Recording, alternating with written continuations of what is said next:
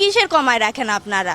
আপনারা হচ্ছে 6,000 টাকা জামা চান, তারপর সেটা 1500-2000 টাকায় দেন। যে আমি হচ্ছে একটা 3 পিস নিয়েছি, ওনারা হচ্ছে 6,000 টাকা চাইছে, তা আমি সরাসরি দাম বুঝে 1500 টাকা দিবেন, চলে আসার সময় দেয় না, তারপর 2000 টাকা দিয়ে দিছে। এমন আপু কেনাকাটা হয়েছে কিনা এবার? মোটামুটি কমপ্লিট।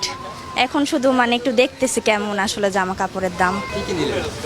3 পিস নিয়েছি, আর আমার ছোট বোনদের জন্য জামা। অতিরিক্ত দাম, মিথ্যা কথা না, সত্যি কথা। কিসের কমায় রাখেন আপনারা? আপনারা হচ্ছে 6,000 টাকা জামা চান, তারপর সেটা 1500-2000 টাকায় দেন। না, বেশি, সব সময় বেশি থাকে, শুধু এবার আসলে ঈদের সময় দামটা বেশি হয়। আমাদের উচিত আসলে ঈদের সময় জামা কাপড় নাই কেনা, একদম ঈদের আগেই কেনা উচিত বা ঈদের পরে। কারণ যে ঈদের সময় ওনারা হচ্ছে এমন দাম রাখে, এই দামটা দিয়ে হচ্ছে সারা বছরই ওনারা চালায় দেয়। তো আসলে এবার কি কি নিলেন?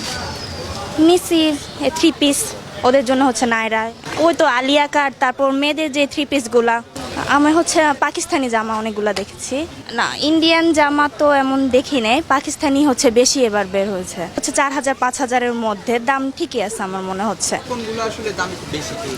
বেশি আসলে কি, যে জিনিসের দাম হচ্ছে 2,000 টাকা, সেগুলোর দাম ওনারা 6,000, 7,000, 8,000 এমন চাচ্ছে। তো নিয়েছেন তাই না? জি, জি। কত দাম চেয়েছে আর কত দিয়ে নিলেন? যে আমি হচ্ছে একটা 3 পিস নিয়েছি, ওনারা হচ্ছে 6,000 টাকা চাইছে, তা আমি সরাসরি দাম বুঝে 1500 টাকা দিবেন, চলে আসার সময় দেয় না, তারপর 2000 টাকা দিয়ে দিছে। এমন এখান থেকে আমার একটা ফ্রেন্ড নিছে, উনি হচ্ছে 8,000 টাকা চাইছে, পরে দাম করতে করতে 4700 টাকা দিয়ে নিছে, যেটা দেখে আমার মনে হয়েছে ওটা 4700 টাকা নাই আসলে। কত টাকা দিয়ে নিলেন?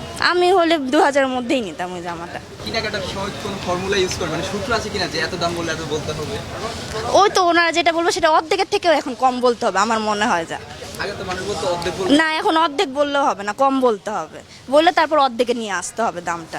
আমি আসলে মার্কেটের সাথে তুলনা করব না, আমি হচ্ছে দোকানদারকেই বলবো যে দোকানদাররা যেমন প্রাইস রাখবে তার থেকে যদি আপনারা সঠিক দামে নিতে পারেন তাহলে তো ভালো, আর হচ্ছে আর যদি না নিতে পারেন তাহলে তো ঠকে যাবেন। এই তারা যে জিনিসটা আসলে কি করলে আসলে তারা ঠকবে না, কি মনে হয়? আল্লাহ, আমি যদি সব আসলে কি লোক লজ্জা বাদ দিয়ে যে দামটা, সে দামটা নিজে হচ্ছে মনের মতো করে বলতে হবে। এটা আসলে অনেকে বলতে পারে না যে আল্লাহ এত টাকা দাম বলছে, আমি এত টাকা কিভাবে বলবো।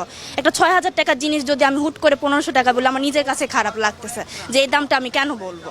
কিন্তু দেখা যাচ্ছে কি ওই দামটা আবার ওনারা 1500-1600 টাকা দিয়ে দিচ্ছে।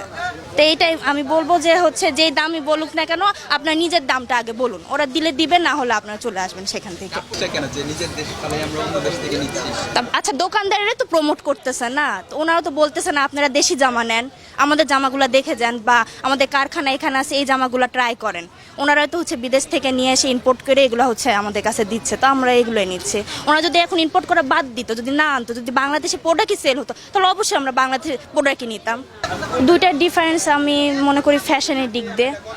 বাংলাদেশের ফ্যাশন সেন্স এখনও অতটা আপডেট করতে পারে না, যার কারণে মানুষ হচ্ছে পাকিস্তানি, ইন্ডিয়ান এগুলো থেকেই বেশি আসলে নিচ্ছে। আগের ঈদের মতো আর এখনকার ঈদে কেমন আসলে পার্থক্য দেখছেন? ঈদের হচ্ছে বেশি সবাই আনন্দ করতো, ঘোরাঘুরি বেশি করতো, কিন্তু এবারে তুলনায় মানুষের মধ্যে আসলে ওইভাবে আনন্দটা আর নাই। বেলায় যে সালামি পেতেন, এখন কি সালামি দেন কিনা আসলে? সালামি দেওয়ার বয়স হয় নাই এখন আমার। হ্যাঁ, এখনো নিচ্ছি সালামি।